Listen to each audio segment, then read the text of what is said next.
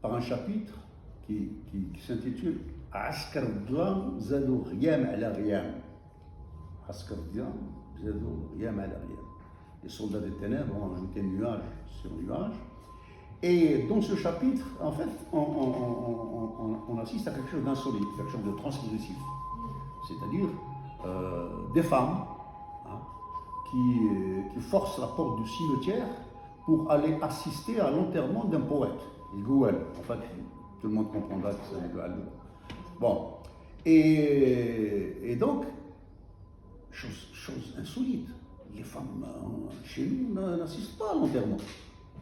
Et l'une d'entre elles, en l'occurrence Fahla, pousse l'outrecuidance jusqu'à demander à prendre la parole en face de ces barbus, de ces talibs, de ces pseudos, de ces faussaires de la foi qui étaient là et qui lui disent non. ما كانش كيفاش المرأة نون سولمون المرأة داخله المقبرة تحضر معنا الدفينة وعاد بغات تزيد تحضر واش هاد القلة الحياة هادي راكي دير انت. Quand elle a été remballée par le groupe de femmes qui étaient un peu en retrait, chef oublie ma brèche et tout de suite ils ont lancé des youyous stridents. Je préfère dire zrarit, la youyou c'est comme le nom d'un bonbon ou quelque chose.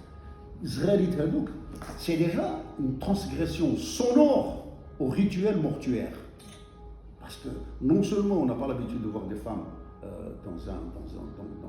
lors d'un enterrement, mais ensuite, elles poussent le culot jusqu'à de lancer des youyous. Alors, bien évidemment, pour résumer ce premier moment, il y a à la fin de chaque chapitre un adage en Belhoun, et en l'occurrence pour ce premier moment, il dit la chose suivante, pour parler du courage des femmes, de leur détermination. كمشة صغيرة نتاع النساء خير من شلة رجلة مكفسة. Donc كمشة صغيرة نتاع النساء خير من شلة رجلة مكفسة. Donc ça c'est le premier moment donc, où ces femmes donc, entrent en scène à partir du cimetière, c'est-à-dire à partir d'un lieu de la mort, elles vont créer la vie en fait. Voilà.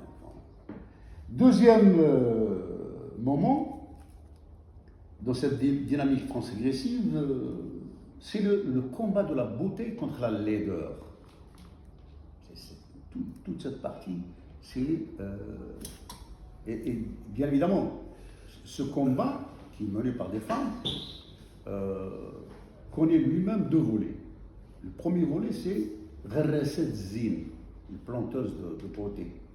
C'est Gharraset Zin, ce sont des femmes qui sillonnent les quartiers populaires, c'est-à-dire là où la présence de Askar Dlam est omniprésente, et ils commencent à initier les gens à la beauté. Ces femmes, Gharraset Zin, ils ont un complice qui est médecin de profession. Et lui, il a inventé une thérapie, une nouvelle thérapie, qui s'appelle Douabzin. Douabzin. Le gars, il donne des ordonnances qui m'a dit Ahmed, il dit il خصك تشوف بزاف الزين. Tu regardes de beaux visages, tu regardes de beaux visages, etc. Tu vois d'accord? Comme notre ami journaliste, يقول له اسمع انت خصك بزاف السميع يعطيه ordonnance سميع بالزين. Alors c'est quoi سميع بالزين? Tu écoutes de la poésie, tu écoutes de la poésie, tu écoutes toutes des belles choses.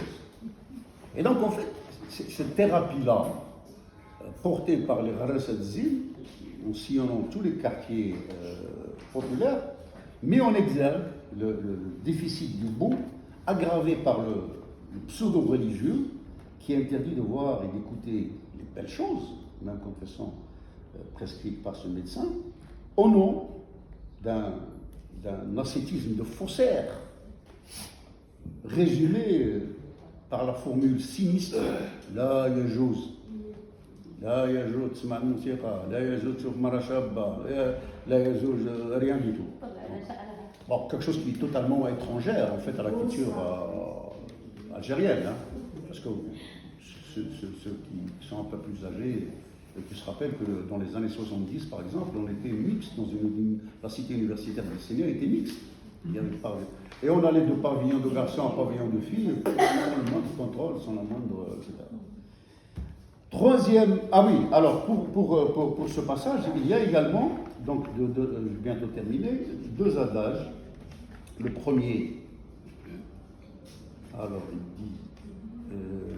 il dit زين يداوي الصغار والكبار لازم يكون حاضر الليل مع النهار. Donc la beauté, il faut qu'elle soit en permanence présente. Et un deuxième, toujours à propos de غرس الزين, درب الزين هو جنان المسكين مغروس حب ومغطي ياسمين. La beauté, c'est quelque chose qu'on partage dans les quartiers, pardon, comme on admire du jasmin ou n'importe quel. Alors, le troisième et dernier moment, c'est Ouadat Zin Kbira. Ouada, qui est, comme vous le savez, généralement dédié à la célébration d'un saint. Ouadat Sidi Hawari, Ouadat Sidi Hasni, Ouadat Sidi Moulay Abd Qadir, etc. Là, c'est la célébration. Ouadat Zin. Le saint des saints, c'est le beau. C'est la célébration du beau. Et bien évidemment, Hadid Ouada al-Kibira, c'est-à-dire qu'il devient elle-même la mère de toutes les Ouadat. Donc c'est ce qui est déjà une profanation. Non seulement Ouada al-Zin, Ouada al-Ouadi, c'est elle, Ouada al-Zin al-Kibira. Et bien évidemment, beaucoup de métaphores se retrouvent au niveau de ce troisième moment, qui sont puisées de l'algérien. Par exemple, des figures comme Zinik Sarahjar, qui est devenu très courant.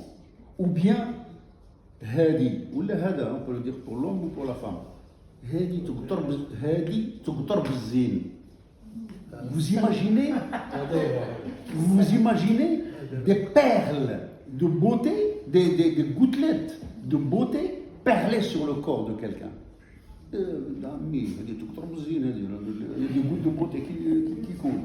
Ça plaît, c'est d'Ahmed, ça. Il faut lui prescrire. Alors, il y a également, dans ce roman, beaucoup d'empreintes d'autres langues. Hein. Il y a. Ah oui, j'ai oublié la meilleure. Oui. Reda qui parle de sa femme Fahla. يقدر ما سيد محمد يجي يقول لها تعرفوا ولد عمي هادي عينيها تellement شابين تقول راهي جايه ديريكت من لا ميثولوجي غريك. Tu vois, ça c'est de l'algérien. C'est-à-dire on peut exprimer le beau en algérien avec des mots algériens et qui sortent des tripes, comme je disais tout à l'heure. C'est-à-dire parce que ça, c'est en fait une manière de réconcilier le réel avec les choses. Parce que quand on parle en arabe classique ou dans une autre langue, on sépare le réel des choses. Et bon, pour ceux qui connaissent le bouquin de Michel Foucault, le mot et les choses, savent très bien ce que je veux dire par là. Donc, l'insertion de mots français, kabyle, espagnol ou autre est intentionnelle dans ce roman pour conserver la véracité du parler algérien.